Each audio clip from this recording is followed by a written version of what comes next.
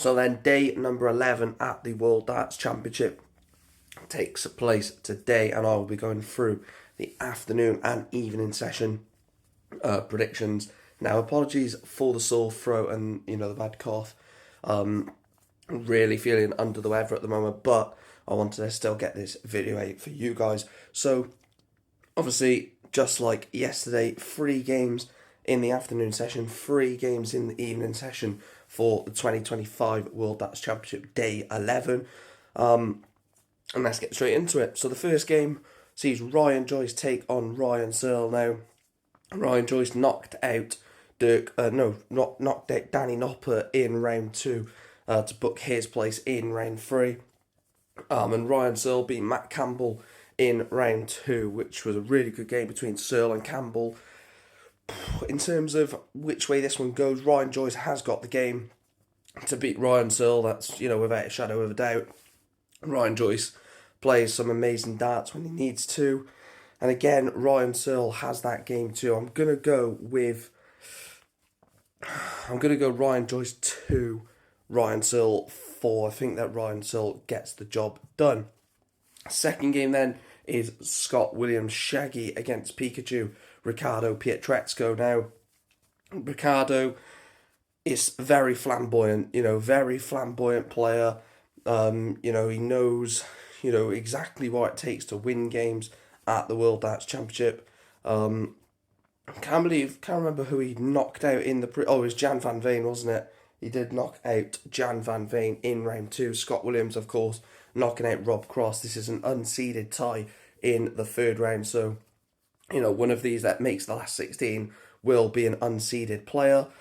I'm going to go Scott Williams. I really like Scott Williams' throw. The game against Rob Cross, he showed all elements of his game, the really good scoring, the fight back attitude, and also that ability to, withstand pressure from, a very, very strong Rob Cross, throw, which, Rob didn't play amazing against Scott, but, Scott Williams still had to, stop that surge from Rob Cross. I'm going to go 4-2 again.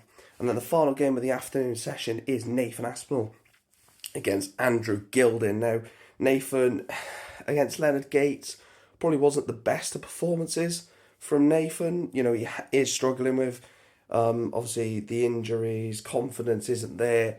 And I did say in that game against Leonard Gates, it was just get yourself to the 3rd round. It's a completely new tournament after Christmas and sort of attack the World Championship after Christmas. Andrew Gilding obviously got past Martin Lukeman in round 2. I think it's a tough game to call. Nathan is probably a slight favourite going into this one, but Gilding has probably better confidence right now, obviously just because of Nathan Aspinall having injury after injury after injury. But I'm going to go for another 4-2 scoreline. I'm going to go for Aspinall to win 4-2 over Andrew Gilding.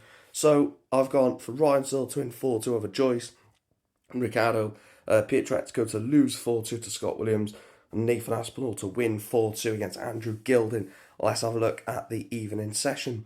So we start off then with a really, really good tie between Chris Dobey and Josh Rock, 2 players who really need a run here at the World Championship to potentially push a Premier League place, to potentially push into the top 8 if they could go on a really serious run. And I think it's going to be a last set decider. Whether it goes sudden death, I'm not too sure, but I am going to go for it to go all the way. I'm going to go Chris Dobey 3, Josh Rock 4. Like I said, it might go sudden death, it might not, but I'm going to go for a 4-3 win for Rocky. Penultimate game of the session and penultimate game of the day's action sees Michael Van Gerwen take on Brendan Dolan. Now, Brendan Dolan has a habit of beating the favourites in tournaments and then losing in the next round, I really think that Brendan Dolan will look at this Michael Van Gerwen game. He's already beaten before, knocked him out of the World Match Play, knocked Gerwin Price out of the World Championship last year. He's got the ability, Brendan Dolan, and he's got the history. Well, he is the history maker. He's got the history of knocking out big players in big events.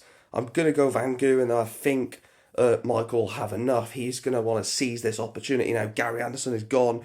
there's some big players gone in his section of the draw, and he's going to want to seize the opportunity. I'm going to go 4-1 to Van Gogh. And then the final game sees Luke the Nuke Littler return to the Ali Pali after Christmas as he takes on Ian White. Now, Ian White knocked out Richie Edhouse in round 2. Littler destroyed, didn't really destroy, but put in a ridiculous display against Ryan Meikle, 140 average in one of the sets, which is just a joke. And again, I don't think Ian White has enough to put Luke Littler off course to go into the fourth round. I think Ian White will obviously give it a go. Obviously you have to, but I think the scoring power of Littler and the confidence right now in Luke Littler gets him over the line. I'm going to go 4-1. I think Ian White gets a set, but I think it'll literally just be only a set. So my score predictions then are Josh Rock beat Chris Dobey 4-3. Michael Van Gogh 4-1 over Brendan Dolan. Luke Littler 4-1 over Ian White for the evening session. Let me know your thoughts down below. As always, smash a like on the video, subscribe, follow, all that good stuff. And I'll speak to you tonight when we are recapping all of the action. I'm going to go and try and get some rest, go and try and get some cough sweets and stuff like that, and hopefully feel better later. Thank you guys for watching. As always, I'll speak to you later.